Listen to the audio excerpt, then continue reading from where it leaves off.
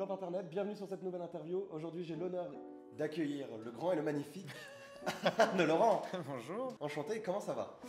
Ça va très bien, il fait un peu froid mais ça va. C'est l'hiver qui arrive. Ouais, oui, il est bien là je pense d'ailleurs même. Il arrive, retardons le problème. C'est très bien aussi. Merci déjà d'avoir accepté cette interview. Avec plaisir. C'est un honneur de vous avoir ici. Tu es connu par exemple pour plusieurs voix. Tu es comédien, que ce soit au théâtre, aussi au cinéma, si je ne me trompe pas. J'ai fait quelques courts-métrages, ouais. Et aussi, du coup, pour la plupart des gens qui te connaissent en doublage. Exactement. Par exemple, pour quelle voix? Par exemple, la plus connue c'est Natsu dans Fairy Tail, il y a aussi Ban dans les Seven Deadly Sins, il y a Bertolt dans l'Attaque des Titans, il y a Toge dans Jujutsu Kaisen, il y a Dabi dans My Hero Academia, il y a Takumi Aldini dans Food Wars, Levi Schmidt dans Grey's Anatomy si on sort des animés, Noah Centineo aussi dans la plupart de ses films et de ses séries. Enfin voilà, j'en ai, ça c'est vraiment les principaux en fait. C'est déjà une bonne liste quand même. C'est déjà pas mal, ouais, il y en a quelques-uns. Est-ce que tu as toujours fait de l'acting dans ta vie? Non, pas du tout. J'ai commencé à prendre des cours d'impro quand j'étais à la fac. Et ensuite, j'ai commencé à prendre des cours de théâtre après avoir eu ma licence. Une licence de biologie cellulaire et physiologie, j'aime bien le dire, parce que mine de rien, tout le monde ne l'a pas. Mais non, ça n'a rien à voir en plus avec ce qu'il y a ensuite. Mais non, j'ai toujours aimé faire l'intéressant, faire l'idiot, mais c'est que très tard que je me suis dit, tiens, en fait, c'est ce que j'ai envie de faire. Il y a eu un espèce de déclic à la fac. Et voilà, et après, j'ai tout fait pour pouvoir réussir à faire ça. Ok. Donc pas du tout prédestiné dans le Pas doublage, du comme tout. Oula, non, même pas, même par la. exemple, ou... Pardon? Pas comme certains collègues à toi qui ont commencé super jeunes, toi c'était même l'inverse. Ouais, moi j'ai commencé même à assister, c'était en 2006, donc j'avais 23 ans pour commencer à faire du doublage. Et mes cours de théâtre, j'ai commencé à 21 ans. Donc ou un petit peu avant. Mais voilà, donc non, tardif. Quel a été ton premier projet, ton premier gros projet, que ce soit en théâtre ou en doublage? Théâtralement, c'est venu quand même plus tard, les vraiment projets importants. Et encore même, j'ai jamais participé. Le plus gros projet auquel j'ai participé, c'est celui auquel je participe actuellement, qui est une pièce qui se joue au Café de la Gare. Donc c'est un théâtre assez important, mais c'est pas non plus un truc gigantesque. Et sinon, c'est surtout en doublage. En doublage, alors, tu veux mon premier projet ou mon premier gros projet? Ou les deux? Les deux. Les deux. C'est encore plus intéressant. Voilà, donc mon premier animé auquel j'ai doublé, c'était en 2007, Tales of Fantasia. Et donc, comme souvent, quand c'est les premiers, c'est un tout petit truc, c'est un soldat qui arrive et qui crie Mon général, vous devriez revêtir votre tenue de protection. Voilà, et je sais que j'avais galéré parce que revêtir votre tenue de revêtir, c'était compliqué à dire. Et voilà, donc ça c'est le tout premier rôle. Et mon premier gros projet, ça a été Natsu, quoi. Ça a été Fairy Tail, c'est-à-dire quand même quasiment 4 ans après. Donc ça a mis du temps quand même pour qu'on me propose vraiment un gros truc. Et encore, je l'ai eu parce que j'ai passé des essais et que j'ai été pris. Mais j'aurais pu aussi ne pas l'avoir. Mais voilà, mon premier gros projet, c'était Fairy Tail. Ok. Fairy Tail qui revient en plus maintenant. Fairy Tail maintenant, qui on peut revient. en parler. Exactement, on peut le dire. Ça revient en janvier. Nous, là, on a déjà enregistré 16 épisodes. Ok. Et on enregistrera la dernière salve. On fait par des salves de 8 épisodes. Donc là, j'ai eu deux journées d'enregistrement. Enfin, des journées, j'ai 3 heures. Et, et donc la prochaine, en janvier, je pense. Et comme ça, ils vont pouvoir, et ils auront les 24 premiers épisodes de la première saison, je pense. J'espère qu'il y en aura d'autres après qui vont continuer à l'adapter. Mais en tout cas, voilà. Ça, déjà, c'est cool. Ok. Je vais juste faire une petite aparté. Je vais employer le terme doublage pour pouvoir décrire, du coup, quand je parle du métier de comédien de doublage. Ouais. Je sais qu'il y a des gens, ils ont du mal avec le terme doublage. Certains collègues à vous, même des gens dans la sphère un peu. Ah ouais? Je sais qu'on... C'est avec le terme doubleur qu'ils ont du mal. Doubleur, c'est ça, oui. Oui. Oui, c'est pour ça. En fait, c'est ce que je veux dire, c'est que je vais sûrement raccourcir en doubleur pour que ça soit compréhensif au plus grand nombre. D'accord. Mais évidemment, c'est un métier de comédien. Voilà, c'est ça. En fait, c'est souvent pourquoi ça énerve beaucoup, c'est qu'il y a deux raisons. La première, c'est que normalement, le terme doubleur, c'est utilisé de la mauvaise façon. Le doubleur est la boîte qui va faire le doublage. Okay. C'est ça, en fait, le vrai nom de doubleur. Le doubleur, ça va être, par exemple, dans le cas de Fairy Tail, c'est Timeline Factory. Ou dans les grands films, c'est The Big Brothers. Voilà, c'est ça, le doubleur. Et après, d'autres aussi réagissent parce que, en fait, ça les limite quelque part. C'est comme si leur champ de comédien était restreint au doublage et ils disent « Ah non, mais moi je fais pas que du doublage, je fais aussi du théâtre. » En fait, ils ont l'impression d'être restreints. Donc voilà. Moi, j'avoue, je m'en fiche un petit peu. En général, j'aime bien informer les gens, leur dire que voilà, normalement, on ne dit pas le mot doubleur, mais si on me parle de doubleur, je vais pas m'énerver. Tu vas pas te braquer. Non, je vais pas me braquer. J'accepte complètement, il n'y a aucun souci. Et comme la plupart des gens, même les gens dans la presse, souvent, quand ils parlent du doublage, ils disent les mots doubleur. Donc, alors que bon, ils sont censés se renseigner et savoir les choses. Donc, si eux-mêmes ils font ça, tu peux pas le reprocher aux gens qui connaissent moins, quoi. C'est sûr, mais du coup, voilà, je vais faire un peu de vulgarisation sur le terme. Ça marche. Si je dis doubleur, c'est juste pour pouvoir être compris plus facilement que en disant à chaque fois comédien dans le doublage. Et puis en plus, c'est chiant de dire à chaque fois comédien de doublage. Oui, c'est très long. On en a un peu parlé, mais du coup, comment vous êtes devenu comédien? Ouais. On avait commencé à l'évoquer, mais du coup, vous êtes rentré dans une école de théâtre. Et Alors, comment ça s'est profilé en fait derrière? comment ça s'est profilé? Donc, comme je l'ai dit, j'ai eu, arrivé à la fac, un espèce de déclic où je me suis dit, je veux être, voilà, je veux transmettre des émotions, principalement dans le doublage, effectivement, parce que j'étais très fan des comédiens de doublage. J'aimais beaucoup regarder les séries et les films et regarder à la fin qui avait doublé quoi. Je m'amusais, comme beaucoup le font maintenant aussi, à reconnaître les voix, tout ça. Donc, j'étais amoureux de ce métier. Donc, une des raisons pour lesquelles j'ai voulu faire ce métier, c'était être comédien, mais aussi, effectivement, pour pouvoir faire du doublage. Donc, j'en ai parlé avec ma mère. Donc, la première chose qu'elle m'a dit, c'est d'abord, tu vas continuer tes études et puis tu vas prendre des petits cours à côté, notamment à la fac par exemple, et il y avait des cours d'impro. Donc c'est là où j'ai commencé par les cours d'impro, ce qui est une très bonne école d'ailleurs pour tous ceux qui veulent faire pour jouer la comédie, l'improvisation, c'est une très très bonne école parce que ça t'apprend à te lancer et à te dire bon ben si ça loupe, c'est pas grave. Donc c'est une très bonne école pour apprendre à se lâcher. Et donc voilà, j'ai fait de l'impro et parallèlement donc j'ai continué mes études et arrivé une fois que j'ai eu ma licence, j'ai eu l'autorisation par mes parents de commencer à en fait laisser complètement de côté tout ce que j'avais appris jusque-là et de commencer à prendre des cours de théâtre. À l'époque, j'étais encore à Toulouse, donc j'ai d'abord suivi une formation semi-professionnelle de théâtre, c'est-à-dire que globalement on avait 9 heures de cours par semaine, donc c'est pas énorme, mais voilà, c'est juste pour commencer à appréhender un peu le truc. Voilà, que j'ai suivi pendant 1 an. Ensuite, j'ai suivi une autre formation à Toulouse aussi qui était un peu plus intensive, où là c'était 15 heures par semaine, qu'on appelle un peu semi-professionnelle, pareil. Et puis, arrivé à la fin de cette année-là, je me suis dit, en fait, je n'avance pas, il faut que je bouge, il faut que je fasse quelque chose. Le doublage, c'est à Paris, donc bon, bah, il va falloir que je pense qu'il faut que je parte. Donc l'été 2006, j'ai pris la décision de partir alors que je connaissais personne, et de monter à Paris et d'essayer de faire ma place là-bas. Il se trouve qu'entre-temps, j'avais eu la chance de parler avec Éric Legrand, voilà, qui est la voix de Vegeta dans Dragon Ball, enfin un très très grand comédien de doublage, que j'avais rencontré lors d'une convention, d'ailleurs une des seules conventions où pour la première fois, c'était à Lyon, c'était en 2005, ils avaient fait venir plein de comédiens de doublage. Donc nous on était allés avec des potes, on était comme des malades. On avait rencontré Patrick Poivet, qui est la voix de Bruce Willis, Thierry Vermut, qui est un grand directeur artistique, qui est aussi la voix de Tintin dans les années 90, ou Dawson pour ceux qui sont un peu plus vieux. Voilà, enfin plein de comédiens, Damien Boisseau, qui est la voix de Matt Damon, enfin... Il y avait une espèce de brochette de comédiens, et on a pu parler avec Éric Legrand. Voilà, je lui ai dit que j'étais très intéressé. Plus tard, il m'a donné son mail et je lui ai écrit et puis il m'a expliqué très gentiment. Il a répondu à toutes mes questions et il m'a dit ce qu'il fallait que je fasse pour réussir à faire du doublage, notamment monter à Paris, continuer les cours de théâtre évidemment et aller démarcher les studios. Donc voilà, donc après le doublage, une fois monté à Paris, j'ai fait 1 an où je me suis dit globalement j'ai pas besoin de continuer à prendre des cours, ce qui était une connerie parce qu'on a toujours besoin d'apprendre. J'ai le droit de dire conneries? Oui. Et donc, au bout de cette année, donc début 2007, j'ai commencé une formation au conservatoire du 9e arrondissement à Paris. Okay. Voilà, que j'ai suivi pendant 3 ans et qui m'a énormément appris, où j'ai complété tout ce que j'avais un peu appris avant. Là, globalement, au niveau formation théâtrale, j'avais déjà une bonne base. Parallèlement à ces cours-là, j'ai été démarché, donc ce que je disais, dans les studios d'enregistrement pour faire du doublage, c'est-à-dire rencontrer les directeurs artistiques, ceux qui attribuent les rôles, ceux qui vont nous faire travailler, pour les rencontrer, leur donner des CV, assister, apprendre la technique du doublage sur le tas en regardant les autres travailler. J'ai fait ça pendant longtemps, régulièrement, 3 à 4 fois par semaine, pendant des mois, et puis après des années ensuite. Mais voilà, donc parallèlement au conservatoire, j'ai fait ça. Et à la fin du conservatoire, c'est un peu comme ça que ça se passe.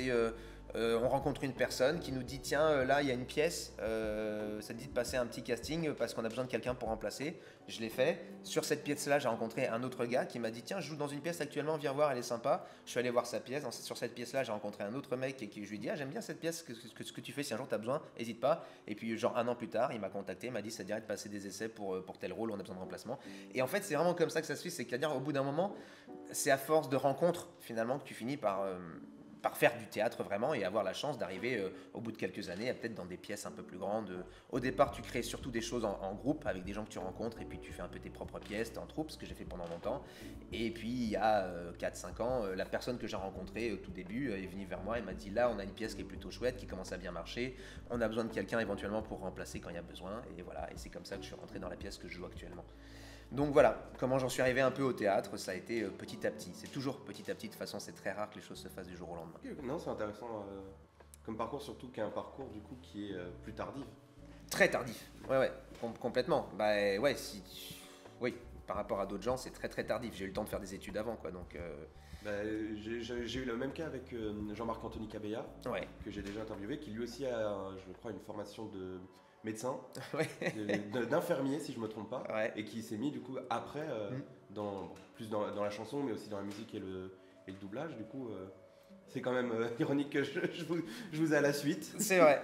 Mais tu vois, c'est des très bonnes écoles, c'est bête, mais prendre des études, même si ça n'a aucun rapport, tu apprends plein de choses quand tu fais des études. Tu apprends Déjà, tu prends de l'expérience, tu apprends aussi à analyser, surtout les études de bio, tu es beaucoup dans l'analyse, dans la structuration, Voilà, donc toutes ces choses que j'ai appris en bio, si on sort de tout ce qui concerne la bio en elle-même, je m'en sers régulièrement ensuite aussi pour apprendre par exemple mes textes ou des choses comme ça, tu vois, c'est des choses à apprendre les cours, ça t'entraîne ensuite pour aussi apprendre les textes plus tard. Donc voilà, je regrette pas du tout ces 3 années et je suis sûr qu'il y a plein de choses qui m'ont servi pour ensuite pour mon métier qui n'a rien à voir mais qui... Puis aussi du coup au début tu as eu une vie on va dire plus lambda entre guillemets. Exactement, ce qui m'a permis d'avoir la tête sur les épaules et de ne pas plus tard quand ça commence un peu plus à marcher à m'emballer et à prendre la grosse tête. Je sais d'où je viens, je sais le parcours ce que j'ai parcouru, je sais ce qu'il a fallu que je fasse pour y arriver. Et donc j'ai conscience des difficultés et de la chance que j'ai aujourd'hui d'être là où je suis. Je vais poser une question qui est peut-être plus généraliste, mais Ouais. quelle est l'œuvre qui t'a provoqué le plus d'émotions dans toutes celles que tu as faites? Dans celle que j'ai doublée moi? Dans celles que tu as faites. Ok. Après tu peux répondre aussi dans celles que tu n'as pas faites, mais je suis curieux de savoir dans celles que tu as faites, quelle est l'œuvre qui t'a le plus affecté émotionnellement? Alors, c'est intéressant parce que souvent quand on va doubler, on regarde les scènes avant, mais comme tu es dans le côté travail, tu te laisses pas forcément porter par l'émotion. Donc tu es un peu touché, mais tu te laisses pas forcément porter. Et une fois que tu l'as enregistré, c'est rare vraiment qu'on regarde les programmes qu'on a doublés. Ou alors si je les regarde, c'est plus par curiosité, ou parce que j'ai vraiment aimé le programme. Mais c'est intéressant parce qu'il y a des fois où tu te laisses avoir, et notamment si on reste sur l'œuvre qui m'a le plus touché à un moment pendant un enregistrement, et puis après on verra pour d'ordre général, mais il y en a tellement, moi je chiale tout le temps, je suis une madeleine, c'est insupportable. Mais le truc qui m'a le plus touché dans le doublage quand j'ai enregistré, c'était sur Marvel, Les Agents du Shield, dans lequel je double Léo Fitz. Et donc dans cette série, alors j'ai commencé à la doubler, parallèlement à l'époque avec ma copine, on a commencé à la regarder.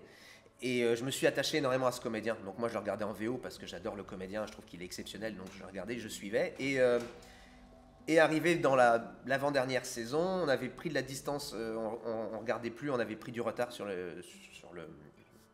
la série. Et donc finalement j'ai découvert les choses en studio. Et notamment une scène assez bouleversante où Léo Fitz se rend compte d'un truc et il se met à pleurer et la scène est d'une ultra émouvante. Et donc c'est la première fois vraiment qu'en studio, en regardant la scène, parce que je m'y attendais pas du tout, où j'ai pleuré, vraiment, j'ai été ultra touché. Alors le directeur artistique à côté, aucune émotion, donc j'ai essayé de pas trop le montrer. Moi j'étais en train de chialer ma race. Ce qui était plutôt pas mal puisque le rôle 2 secondes après pleurait, donc il avait fallu que je pleure au micro, donc finalement ça m'a servi. Mais c'est vraiment la première fois où j'étais en studio, voilà, je contrôlais rien du tout et j'étais vraiment en spectateur. Voilà, donc Les Agents du Shield sur cette scène-là, je sais pas s'il y en a beaucoup qui l'ont regardé, mais honnêtement cette série elle commence doucement, mais sur la fin il y a des épisodes qui sont absolument magiques et le rôle de Léo Fitz. Alors vous n'êtes pas obligé de le regarder en VF, hein. Je dis qu'en VO déjà le comédien est incroyable et moi il m'a donné des émotions et c'est vachement intéressant parce que quand tu as un comédien exceptionnel à doubler, ben, toi tu te sens, tu as un challenge, tu te dis putain il faut que j'arrive à faire aussi bien que lui. Et c'est pour ça que j'adore, c'est que c'est mon comédien, c'est mon doublage préféré, les Agents du Shield, c'est celui dont je suis le plus fier et celui que j'ai préféré vraiment tout mélanger. Donc Les Agents du Shield, voilà, ça m'a bien marqué à ce moment-là. Alors que c'est pas le but à la base de cette série, c'est pas une série émotive. Non, logiquement non, mais là cette scène était d'une grande émotion. Et si on sort des œuvres que j'ai doublées, si on est dans les animés, je dirais que sur Naruto j'ai bien chialé. Certains passages où j'ai bien ouais. Game of Thrones, c'est pas forcément chialé, c'est plus je suis resté pendant 10 minutes à la fin de... Je veux spoiler personne, mais il y a un épisode, je crois que c'est dans la saison 3, le fameux Wedding mariage, voilà, où à la fin je suis resté bloqué, j'ai fait... Genre 5 minutes, je bougeais plus. J'ai fait, qu'est-ce qui s'est passé? J'ai pas compris. J'ai pas compris ce qui s'est passé. Je me suis dit, mais attendez les gars, vous avez buté. Bref. Ça m'a fait bizarre. La ligne verte, où chaque fois que je le revois, ça a beau durer 3 heures, à chaque fois à la fin des 3 heures, je suis effondré à la fin. Je suis en chialade. Vénère, Braveheart, c'est des vieux films, mais bon voilà, c'est des films qui m'ont beaucoup marqué. Gladiator aussi, le 1, j'ai pas vu le 2 et j'ai pas plus envie que ça d'aller le voir. Mais voilà, ouais, non, il y en a beaucoup des œuvres qui m'ont touché, Le Seigneur des Anneaux, énormément. Ok, d'accord, ouais, ok. Est-ce qu'il y a un personnage, pas forcément à cause de l'œuvre, mais est-ce qu'il y a un personnage en particulier qui t'a déplu dans ceux que tu as joués? C'est rare, parce que même si le personnage dans l'œuvre est le pire des connards, nous en tant que comédien, on trouve toujours un intérêt à le doubler. Et c'est tout, même d'ailleurs, là, tu le demanderas à n'importe quel comédien de doublage, si tu lui demandes quel est le type de personnage que tu préfères, rarement on va dire le héros, parce que le héros souvent il est fade, il est pas, c'est très rare un héros qui a beaucoup de facettes quoi, alors qu'un psychopathe, un méchant, tout le monde adore les doubler. C'est tout ce qu'on préfère doubler. Donc c'est pour ça, par exemple, dans Stranger Things, la dernière saison où j'ai doublé Jason, c'est le personnage le plus détesté de la série. D'ailleurs, les gens viennent me voir, ils me disent je t'ai détesté. Je dis bah tant mieux, c'est que j'ai fait mon job. Mais moi, je l'ai adoré. J'ai adoré le doubler. Mais voilà, c'est un con. Dans l'Attaque des Titans, après Berthold, j'ai aussi doublé un autre perso qui s'appelle Flock, qui est la pire des ordures, qui est tout le monde déteste. Moi, je me suis éclaté aussi et je l'adore en fait. C'est dans My Hero Academia, Naito Monoma, il est insupportable et moi je le kiffe, j'adore le doubler. Il est insupportable. Il est pas casable. Exactement, mais qu'est-ce que j'aime le doubler, je l'adore. Donc voilà, c'est très rare. En fait, non, il n'y a pas de rôle que j'ai pas aimé. Il y a des rôles qui ont été plus difficiles parfois parce qu'ils étaient plus loin de moi, donc il fallait que je compose plus pour les avoir. Mais j'ai pas de rôle que j'ai pas aimé ou détesté ou moins aimé.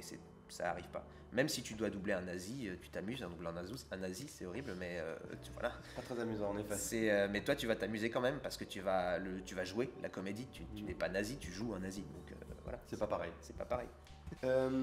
Y a-t-il une œuvre en particulier dans toutes celles qui sont existantes aujourd'hui où t'aurais, si ça t'était permis, si on te le proposait, t'aurais tout de suite accepté? Une œuvre en particulier, un personnage précis à doubler? Ouais.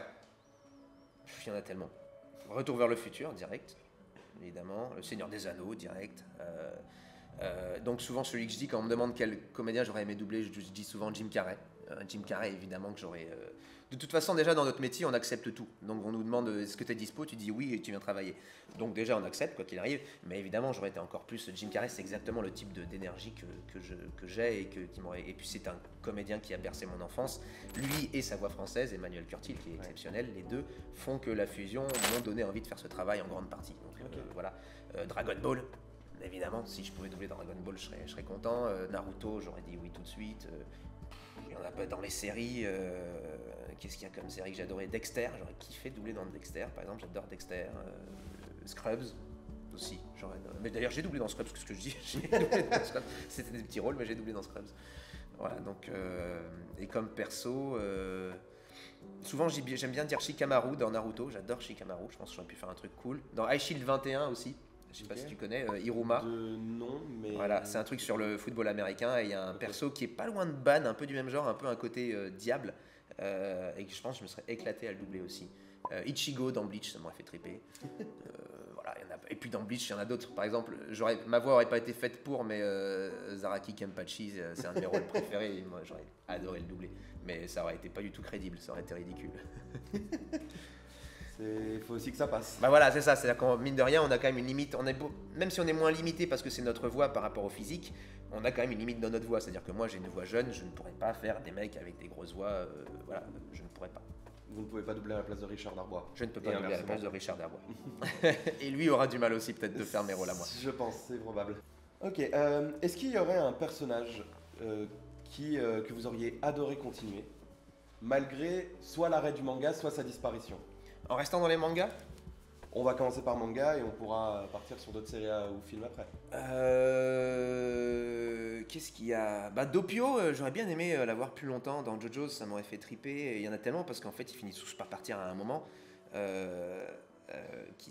Natsu, quand ça s'est arrêté la première fois, j'étais très triste. Parce que bon, je l'avais doublé pendant 9 ans, mine de rien. Donc, enfin, un peu moins, mais quasiment. Donc ouais, ça me faisait un manque. Donc j'étais très content qu'il revienne. Ban, il est plus très présent. Alors c'est un peu dommage. J'avoue, pareil, le savoir que je doublerai plus forcément Dabi. Oui, avec l'approche de la fin de la série. Voilà, et puis même par rapport à ce qui lui arrive, je crois qu'on m'a barré. C'est les animés. Voilà, il peut toujours y avoir des choses. Mais c'est vrai que Globalement, en fait, chaque fois que tu as un rôle qui disparaît, qui meurt ou que la série s'arrête, t'es triste. Enfin, t'as envie de continuer. T'as envie que les séries elles durent des années. Alors, c'est pas forcément très intelligent parce que souvent tu perds en qualité. Mais si on sort des animés, donc les Office, les Agents du Shield, j'étais très triste quand ça s'est terminé. Là récemment, il y a une autre série qui s'appelle Walker, qui est en fait un espèce de reboot de Walker Texas Ranger des années 2000, qui est pas une série faux folle, mais dans laquelle j'avais un rôle chouette. Et pareil, ils viennent d'annoncer qu'elle s'arrêtait. Grey's Anatomy, mon rôle, il quitte la série dans 4 épisodes. Donc là aussi, ça me saoule, parce que ça fait quand même 5 ans que je le double, et tu vois, ça finit par te manquer, ce genre de choses. En fait, tu t'y attaches, ça devient des amis, tes personnages. Et quand tu sais que tu les redoubleras plus, tu te dis, mince, ça y est, c'est fini. Et voilà, et des fois tu te dis, quand tu sais que ça va être ta dernière phrase, tu te dis, putain, qu'est-ce que je peux faire pour en profiter un maximum, mais il n'y a rien que tu peux faire, juste tu joues, et puis après tu te dis, voilà, c'était la dernière. Et voilà, faut passer à la suite. Souvent celui que je cite, et je crois que c'est quand même celui qui a été le plus compliqué, quand j'y réfléchis, donc c'est Bertholdt dans l'Attaque des Titans. Parce que, et donc, pour ceux qui voient, donc je suis désolé si je radote, mais on me le demande souvent, en fait Bertholdt, au tout début, la première fois que je l'ai doublé, il avait une phrase, il avait été pas très présent. Et comme j'avais passé les essais sur RN, comme parfois ça arrive et sur d'autres rôles, et que j'avais pas été pris, parfois le directeur artistique, quand t'es pas pris sur des essais, il va te confier d'autres petits rôles pour compenser un peu le truc que t'es pas été choisi. Et donc là, je suis arrivé, il y avait Bertholdt, et je sortais d'une extinction de voix, donc j'avais une voix très très grave, plus grave que je ne l'ai jamais en temps normal. Et donc j'ai fait ce personnage qu'on a voulu, comme il est très calme, faire avec une voix très grave, et c'était très bien, ça marche bien, ça lui va bien. Le souci, c'est que ce personnage est revenu avec beaucoup plus de texte, et par contre j'avais plus du tout cette voix grave. Donc il a fallu que je retrouve, et donc il a fallu que je trafique en parlant un peu comme ça tout le temps. Le problème, c'est que quand tu parles comme ça, tu t'as plus d'amplitude de jeu. Parce que ce qui est intéressant dans le jeu, ça va être d'aller dans les aigus, de redescendre dans les graves, de machin, de pouvoir vraiment varier. Quand tu es tout le temps obligé d'être dans les chaussettes, t'es limité. Et donc j'ai fait ce que j'ai pu avec ça. Plein de gens sont venus me voir pour Bertholdt, donc je pense que le résultat, ça leur va. Mais c'est vrai que moi, c'était compliqué. C'est une voix que j'ai eu beaucoup de mal à trouver, et à garder, et à garder pour interpréter les bonnes choses, dans les émotions.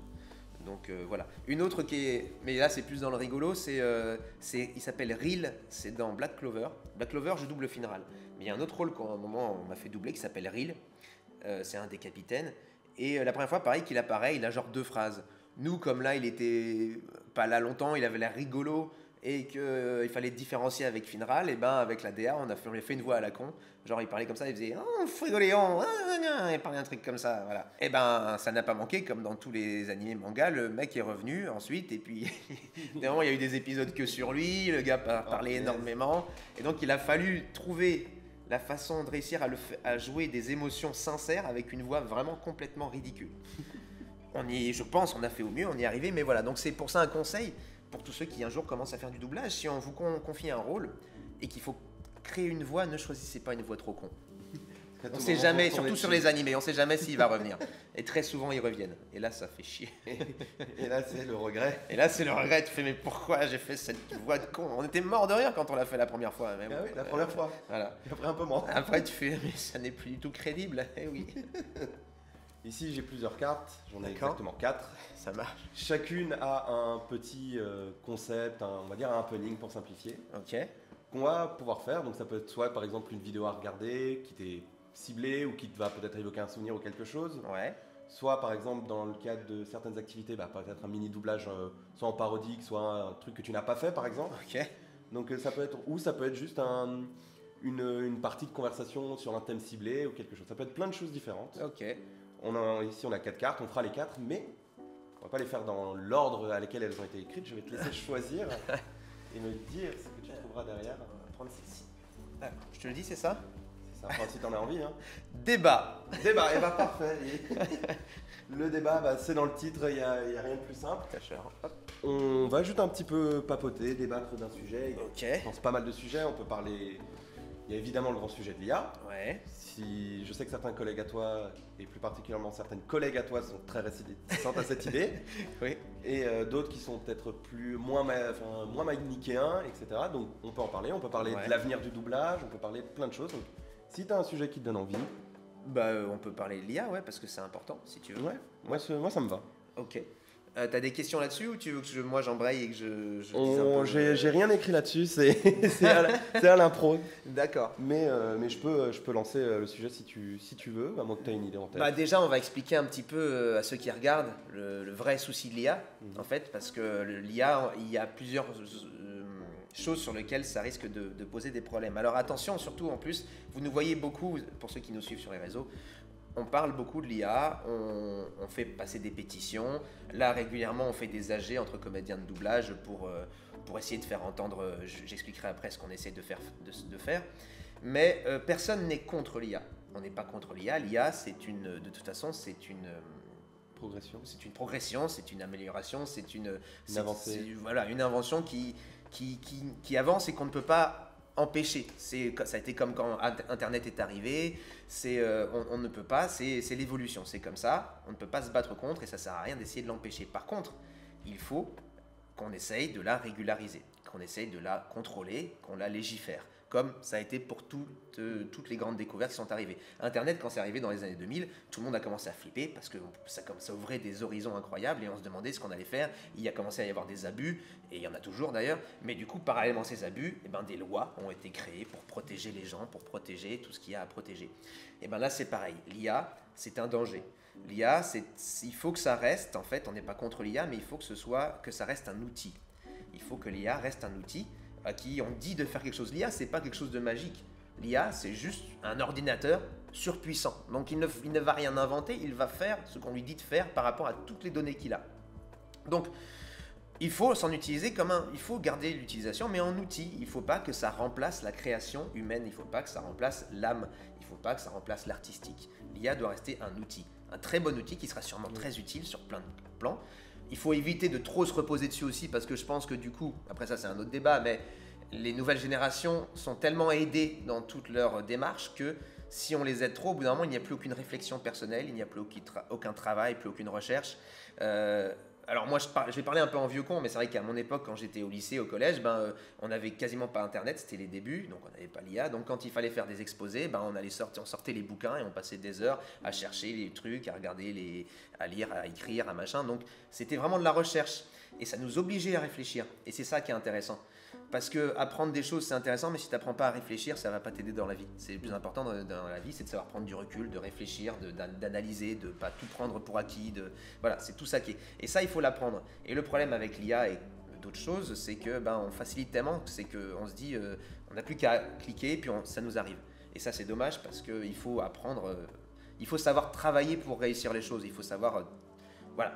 Donc ça, c'est encore un autre débat, mais bref. Donc l'IA, il faut que ça reste un outil contrôlé.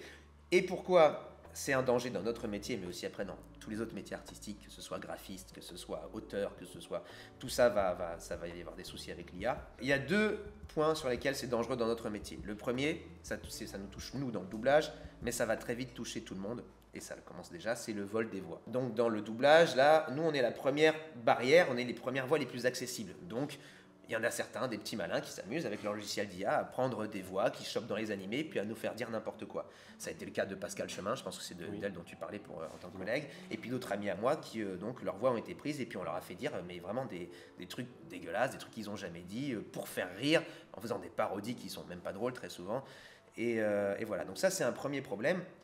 C'est que c'est le vol des voix. Il faut comprendre que la voix, ça nous appartient. Ça appartient aux comédiens, mais comme tout le monde, c'est personnel, c'est privé. Si on l'utilise, c'est un vol. Si on l'utilise sans notre consentement, c'est un vol. Nous, quand on enregistre, quand on fait des doublages, on va signer un contrat. Oui, c'est ce que je veux dire. Voilà, exactement. Que comme en cinéma, l'image et la voix, c'est propriété voilà, personnelle. Propriété intellectuelle. Une autorisation signée pour pouvoir l'utiliser. Exactement. On va signer, on va dire voilà, je vous donne ma voix sur ce programme pour tant de temps et sur telle plateforme. Voilà. Et ça, tu signes. Les gars peuvent faire ce qu'ils veulent là-dedans. Si on prend notre voix et qu'on en fait n'importe quoi avec des parodies, des machins, là, c'est un crime. C'est pas exagéré comme mot, mais si, c'est un crime, c'est un délit. On n'a pas le droit de le faire. C'est le problème, par contre, maintenant, c'est que pour l'instant, il n'existe pas de loi. Et c'est ça, une des raisons, c'est un des combats qu'on mène, c'est de trouver des lois pour faire en sorte qu'il y ait une vraie voilà, des vraies lois pour empêcher les gens et pour qu'ils sachent que s'ils s'amusent à faire ça, eh ben, ils auront des amendes, des sanctions, des trucs, voilà, parce qu'il faut leur faire comprendre qu'ils n'ont pas le droit. Mais c'est un combat qui va toucher très vite tout le monde parce que maintenant qu'on sait manipuler la voix, on peut très bien l'utiliser pour arnaquer n'importe qui. Donc pour l'instant, nous on est les premiers touchés, mais si on ne met pas des lois dès maintenant, très vite, ce sera toi, ce sera tous ceux qui sont là qui risqueront d'être arnaqués un jour avec leur voix. Quand tu vois ce qui est faisable déjà en arnaque rien que par l'écrit, quand il va y avoir à nouveau le voix et plus tard la voix et éventuellement l'image, c'est très dangereux. Donc ça, il faut vraiment trouver... Ça a même déjà commencé. Ça a déjà commencé, on a déjà vu des trucs avec Florent Pagny, je pense que tu l'as vu, des choses comme ça. Donc ça, il faut le contrôler. Et ça, c'est des lois et c'est le plus important. C'est le premier combat. Le deuxième combat, et là, c'est plus, ça touche que le doublage malheureusement, c'est que grâce à l'IA, eh bien, on peut très bien maintenant, les Warner, enfin je dis au hasard, mais les grandes majors ou même les plateformes de distribution, Netflix ou autres, ils peuvent très bien, juste avec l'image et avec ce qui a déjà été enregistré, le programme original avec le comédien et sa voix américaine, grâce à l'IA, décliner dans toutes les langues avec une bonne labiale et les bonnes langues pour faire en sorte, et en gardant les intentions originales, faire en sorte que c'est comme s'il parlait dans toutes les langues sans avoir à faire doubler dans chaque pays par d'autres comédiens. Voilà. Et donc ça, au niveau économie, les mecs économisent des millions, voire des milliards. Donc à ce niveau-là, évidemment que si elles ont la possibilité, les majors, elles vont choisir la facilité. Donc c'est ça qu'on essaie de faire. La plupart des pays se sont mobilisés pour ça, parce que mine de rien, le doublage, dans les autres pays c'est pareil, notamment au Japon, c'est une institution. D'ailleurs, la plupart, au Japon, il y a déjà des lois qui ont commencé. Oui, il y a déjà 2-3 lois qui ont été votées. Voilà, qui ont été votées pour éviter que ça puisse arriver. En Europe, il y a commencé aussi à y avoir une grosse mobilisation. En Italie, ça a été les premiers à se mobiliser il y a déjà 2 ans environ. Ils ont vu l'IA arriver, ils ont commencé à faire des grèves en disant on ne veut pas être remplacé, machin. Donc voilà, en fait, il faut savoir que l'industrie du doublage, c'est quasiment au moins 18 000 emplois, c'est des milliers, des millions d'argent, c'est une vraie économie.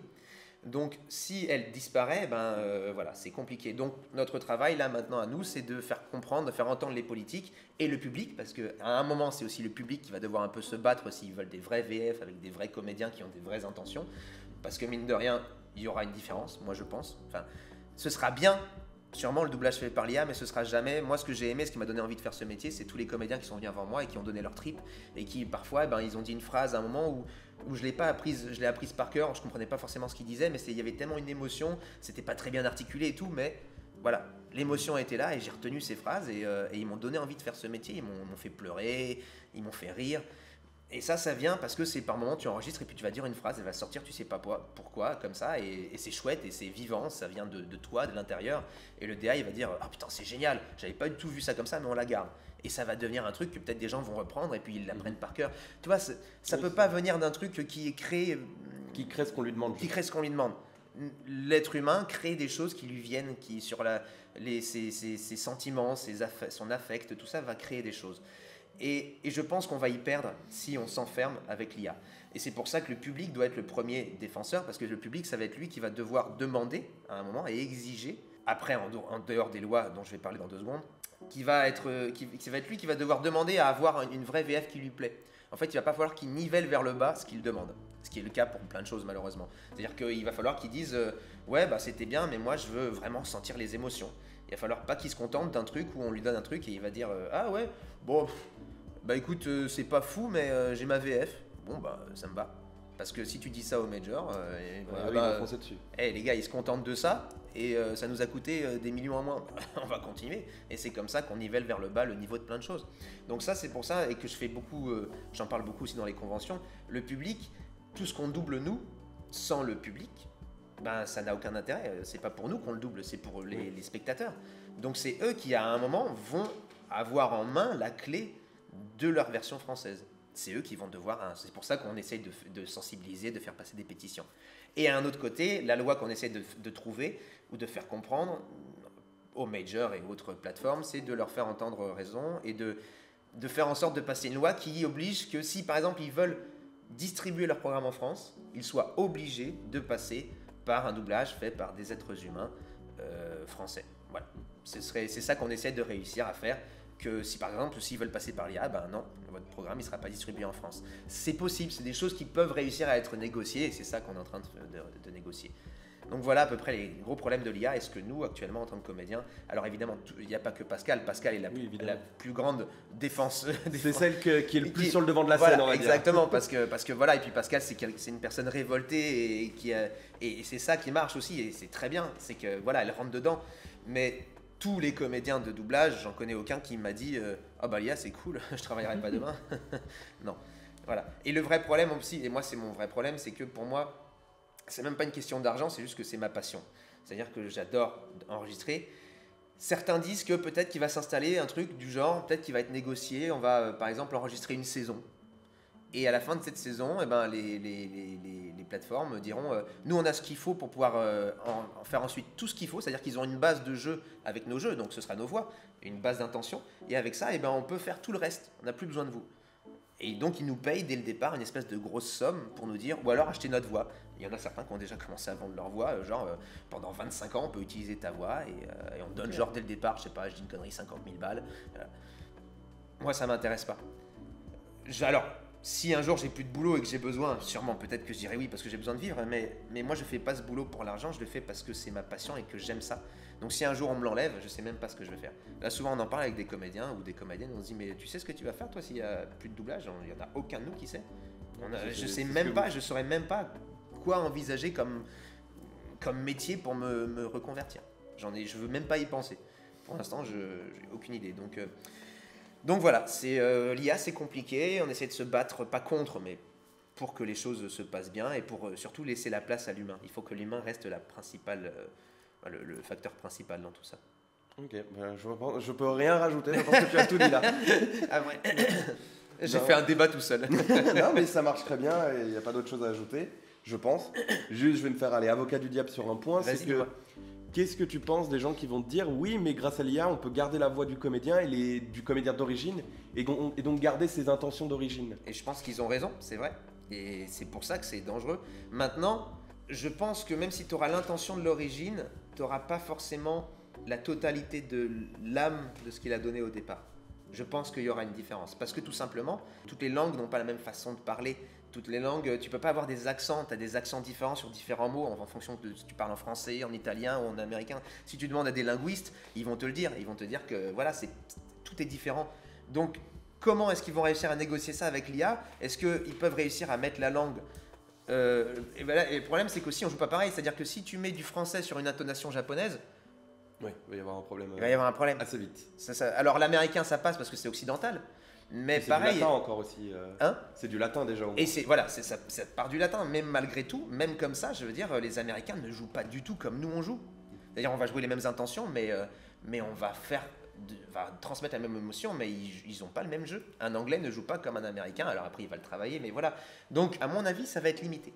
Je pense qu'ils ne pourront pas faire tout ce qu'ils veulent. Ils vont avoir, et c'est pour ça qu'ils commencent déjà un peu à gratter, ce truc ils vont avoir besoin au moins d'une base de notre jeu à nous. Donc voilà, je pense pas que ce sera aussi bien de regarder, pour répondre à ta question, la version française avec les intonations du gars au départ. Je suis pas sûr que ce soit si joli que ça et que ce sera si crédible. Ok. Après, je pense qu'il n'y a que le futur qui pourra nous dire. On verra bien, mais. Ouais. Non, mais j'ai rien à ajouter. Non, t'as tout dit. La pétition sera en description évidemment. Ouais. Parce qu'il faut la signer. C'est important en fait, c'est juste pour faire comprendre. Là, le but c'est de faire réagir les politiciens. Et aussi parlez-en autour de vous. Ah oui, dernière chose, je le dis souvent, mais si donc vous voyez des vidéos avec des détournements où il y a marqué fait avec l'IA, il ne faut pas liker, il ne faut pas partager, il ne faut pas commenter, il faut juste signaler. C'est tout, parce qu'ils ils n'ont pas le droit. Voilà, c'est un crime ce qu'ils font. Ils devraient être pénalisés pour ça.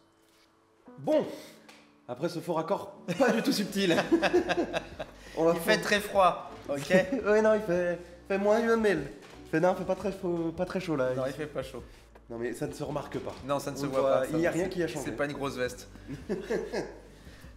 Du coup, je vais poser maintenant des questions sur le début de ta carrière. Okay. On a déjà un peu parlé, donc il y a des choses où je vais aller un peu plus vite. Tu nous as déjà répondu par exemple quand est-ce que tu avais commencé la comédie, du coup avec le théâtre. Est-ce que tu avais un but précis en te lançant dans ce domaine du coup? Et est-ce que tu l'as atteint ce but? C'était principalement faire du doublage. Ouais, j'avais très envie de faire du doublage et du coup je l'ai atteint. Un peu arrivé à Paris, un peu mon rêve, mon objectif, c'était faire du doublage la journée et jouer le soir. Et c'est aussi quelque chose que je fais. Donc pour l'instant, j'ai plutôt réalisé ce que je voulais faire. Maintenant, j'ai d'autres ambitions. Mais au moins pour l'instant, ce que je voulais faire à l'époque, j'y suis arrivé pour. Et est-ce que tu as rencontré des obstacles au début de ta carrière ou Ouais, beaucoup. trop? Non, pas trop, mais c'est un métier, enfin tu le sais, c'est un choix de vie. C'est qu'on sait qu'on ne sait pas ce que ça va devenir, on ne sait pas où on va aller, on veut aller quelque part, mais on ne sait pas si on va y arriver. C'est plein de, comment dire, d'obstacles, de refus, parce que moi, là, ça fait pendant des années, donc j'ai été démarché, ce que je disais, j'allais rencontrer les directeurs artistiques pour demander si je pouvais assister, je pouvais donner des CV, mais des fois, je me levais le matin, j'allais en studio et puis on me disait non, et puis je repartais chez moi. Voilà, donc c'est aussi beaucoup de refus. J'ai aussi, comme j'ai dit, passé beaucoup d'essais. Et les essais, c'est quand on a un rôle principal et qu'on va demander à 3 comédiens de passer le rôle, de faire un petit essai dessus, genre une petite boucle, enfin un petit enregistrement. C'est envoyé au client et le client va choisir qui il veut. Qui choisit comme personnage, ce qui s'est passé avec Natsu, où j'ai eu la chance d'être pris parmi d'autres comédiens, et bien ça t'en passes plein. Et ben souvent t'es pas pris, et dans ces moments-là, faut te dire c'est pas grave, t'as pas été pris pas forcément parce que t'es pas bon, mais juste parce que c'est juste comme pour des castings à l'image, hein, c'est juste que c'est pas ce que recherchait le réalisateur ou le client.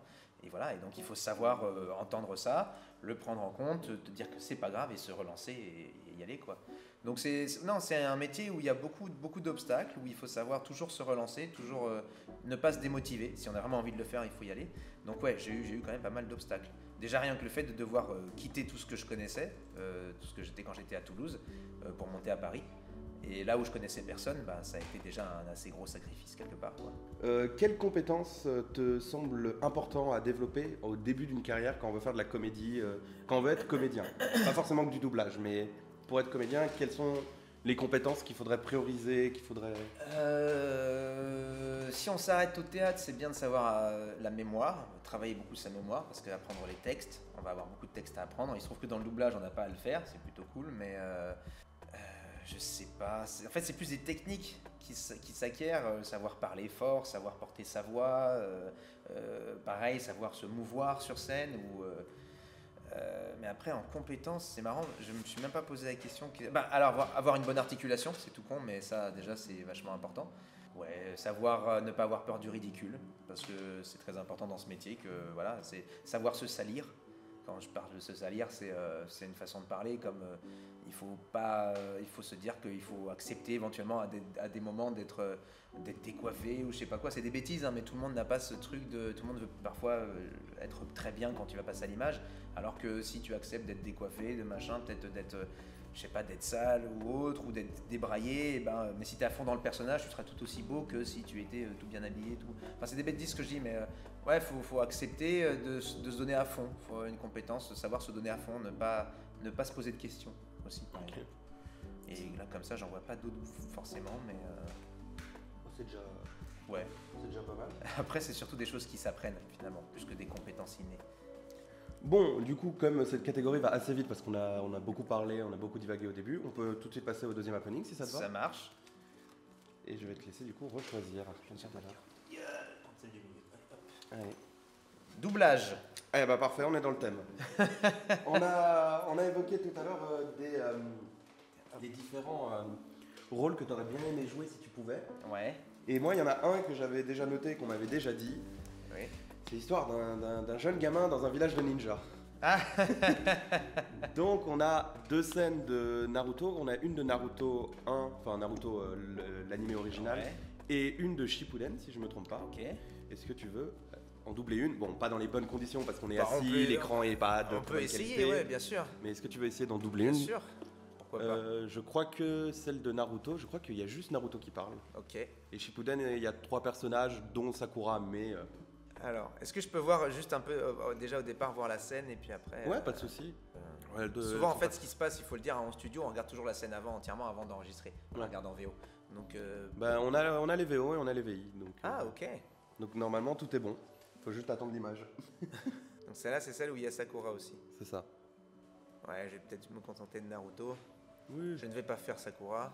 Tu ne veux pas tenter Sakura? Je pourrais, mais ce serait moins crédible. Ouais. Non mais Naruto c'est très bien, c'est pour ça que ces rythmes ont été pensés à la base.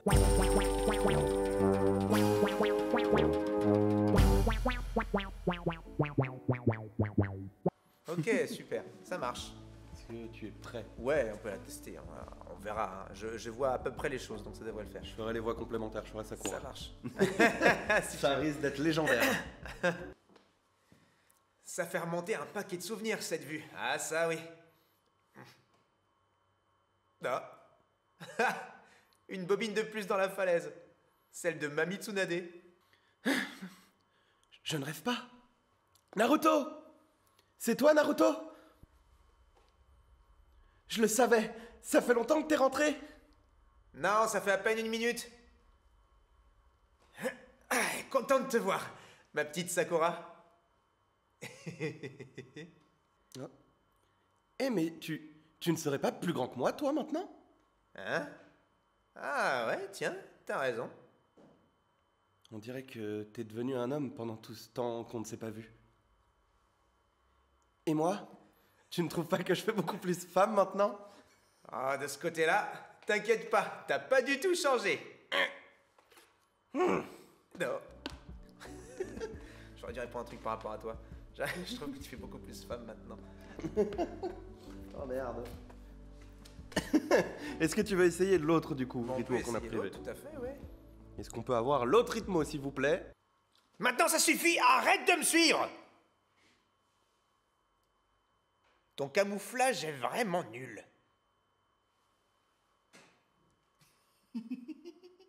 Je ne sais pas comment tu fais, mais tu as une vue perçante. Ta réputation est méritée. À partir de maintenant, tu seras mon professeur et je serai ton honorable élève. À une condition, enseigne-moi la technique du sexy jutsu que tu as utilisé devant grand-père. Dis donc, c'est une blague, n'est-ce pas? Non, j'ai besoin d'un nouvel entraîneur, chef. Chef? Oui, chef, t'es le chef. Chef. Ça, c'est difficile de refuser. Pour devenir un grand ninja, tu dois d'abord apprendre à contrôler ton chat. Hein, mon chat? Ton chat, petit, exactement. Excuse-moi, mais on ne dit pas plutôt chakra? Ah, on répond pas quand je parle. Tous les grands ninjas disent juste chat. C'est vrai? Oh, je savais pas, c'est super.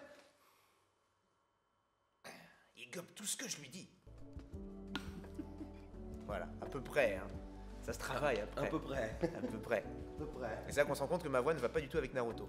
Bah jeune, adulte, pourquoi pas? Non, mais même, je pense que... Dans Ça- Boruto, tu penses que ça passerait pas? je suis pas Pour le certain. père? Ouais. Au moins t'aurais essayé une fois. Oui, non, mais oui. Je l'avais déjà fait en plus sur TikTok, j'avais doublé Naruto une fois.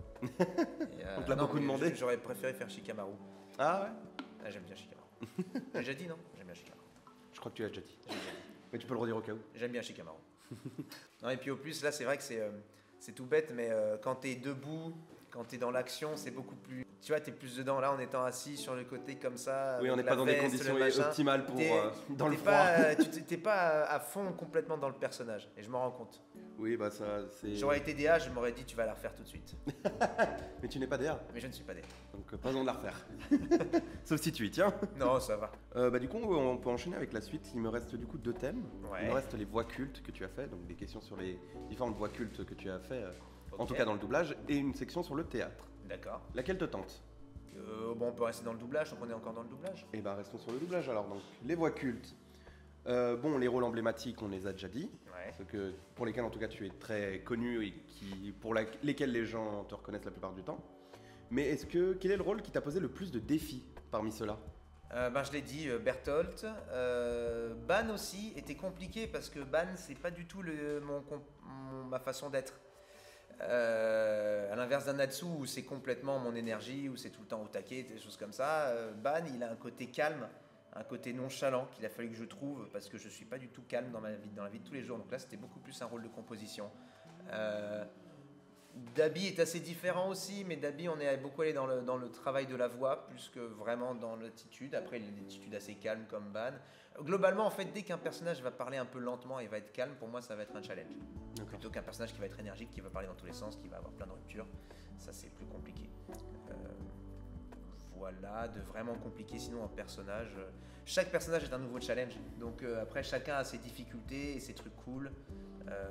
Dans tous, en tout cas, on donne toujours tout ce qu'on a. Ok. Bah, en parlant d'Abby, on va rester sur lui. Quand tu as été pris pour le rôle du coup de Crématorium et du coup d'Abby, Ouais. est-ce que tu savais toute la complexité du personnage qu'il y avait derrière au début? Pas du tout. Pas du tout. Il faut savoir qu'il est arrivé, j'avais déjà doublé Naito, Monoma. C'était le rôle que m'avait confié Mélanie, la directrice artistique. Et comme très souvent dans les animés, pour des raisons de budget, il n'y a pas autant de comédiens que de personnages, on est obligé de faire plusieurs personnages quand tu n'as pas les rôles principaux. Et donc là, elle m'a proposé, est arrivée, sa première apparition, je me souviens, c'est dans un bar où il y a tous les super vilains. Et elle m'a dit, voilà, je te propose celui-là. Donc on a essayé de lui trouver une voix un petit peu différente de Naito, un petit peu grave, qui a évolué après au fur et à mesure du temps, où on est allé un peu plus dans du graillon et du nasillard. Mais voilà, du coup, il y avait ce personnage-là, et moi, je n'avais aucune idée de ce qu'il allait faire. La directrice artistique, pareil, elle n'a pas vu ce qu'il allait, donc elle savait pas non plus ce qu'il allait devenir.